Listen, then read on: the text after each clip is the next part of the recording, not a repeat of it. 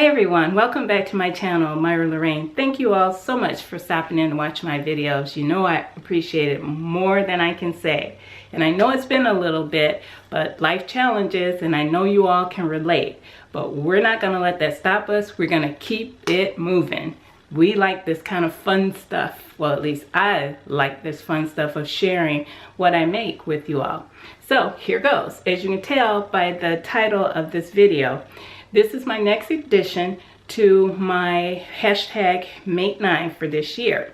And I'll post my Make 9 up here. As you can see, a lot of it says to be decided. And the reason for that is because this year I'm doing 9 challenges. That was what I decided to do. So this third edition, as you can tell, I did 2 already. This third edition is going to be a butterick pattern. And this challenge, let me tell you about the challenge first. The challenge, let me pull this up here. The challenge is it's being hosted by Coffee and Thread, and I'll put all that information up here. It's being hosted by Coffee and Thread, and the hashtag is hashtag sew that pattern now. And the premise of this is, you know how sometimes we all have patterns, tons of patterns. We have big pattern stash, and that's one thing I do have. I've said to you all before that I didn't have much of a fabric stash, and maybe one day I'll show you that little fabric stash of mine. But I do have a very large pattern stash. I guess I'm a collector. I really don't want to be, but I am. But anyways, the premise of this challenge is that you have some patterns in your stash that you may have bought years ago. In my case, I have a lot of those. And you loved it and you bought it, but for some reason you never made it. So you go into your stash and you find one of those patterns and you sew that pattern now. And that's what I did. So the hashtags, I told you the hashtag for the pattern, but the rules is that you use the hashtag, and you also tag at Sew It Curly and at _Shimokawa. And I'll put all of that information up on the screen for you. But once you do that, and there's some lovely things that have already been sewn. Sorry, I'm looking down, looking at my notes. But there's already been some really nice entries into that hashtag if you go out and you take a look at it. So my entry for it, sorry about that. My entry for it is Butterick 6026, and it's a Catherine Tilton pattern. I'll post that pattern up here. But I have to tell you, this pattern has been in my stash for some time, and I don't know, let's see if the date's on here. The date says 2014, so it's probably been in there about that long, because I remember when it first came out and I saw this picture, I fell in love with the gold colored one that you see on the pattern envelope here. I really like the sleeveless tops, basically because I'm in Florida, and you know, I just wear sleeveless, and then if it gets chilly I put a cardigan or a jacket over it. But I really fell in love with that look on the lady. And a lot of times, yeah, it looks good on somebody else, and then you put it on you and it doesn't look the same. Well, that was kind of sort of the case with here, but let me get to the pattern.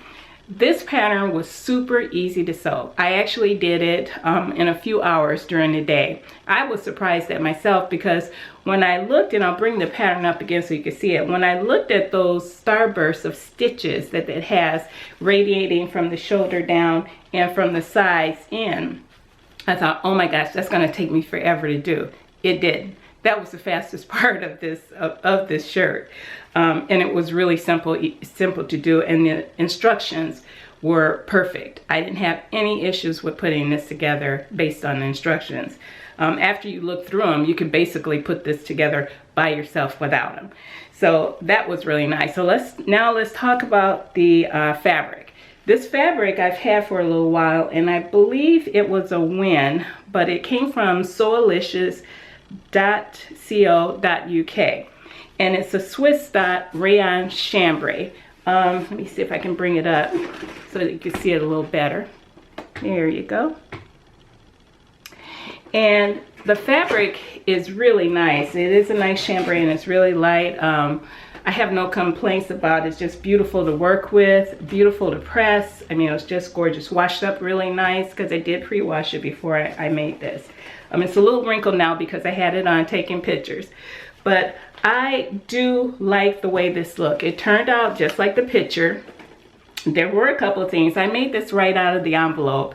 And as some of you know, I'm not really, I love knits. And it's basically because of the comfort. I really like the comfort of knits. But I made this right out of the envelope, and I made it basically the size range that I usually make, which is the size 12.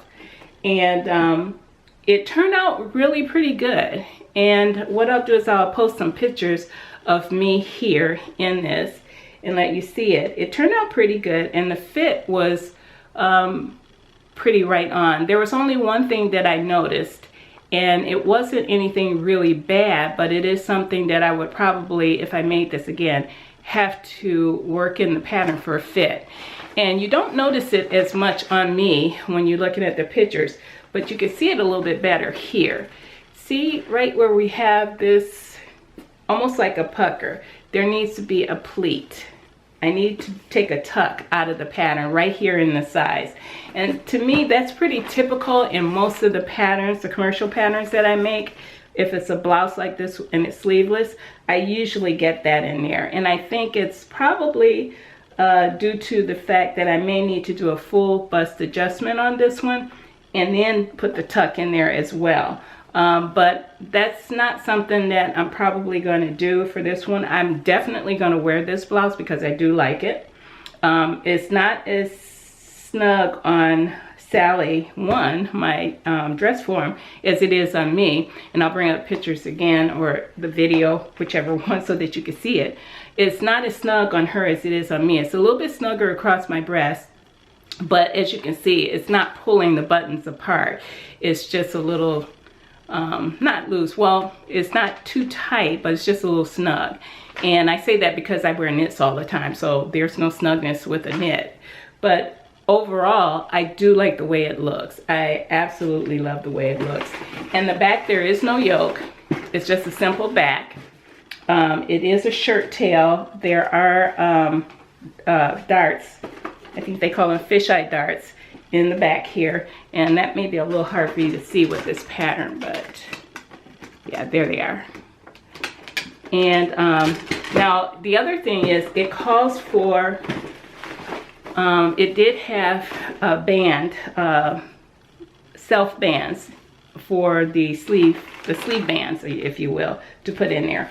I didn't do that. I don't typically like that on my blouses. You can do it and turn them in, but I like that smooth look that I get here just from serging and turning under and then top stitching. I don't know if you can see that.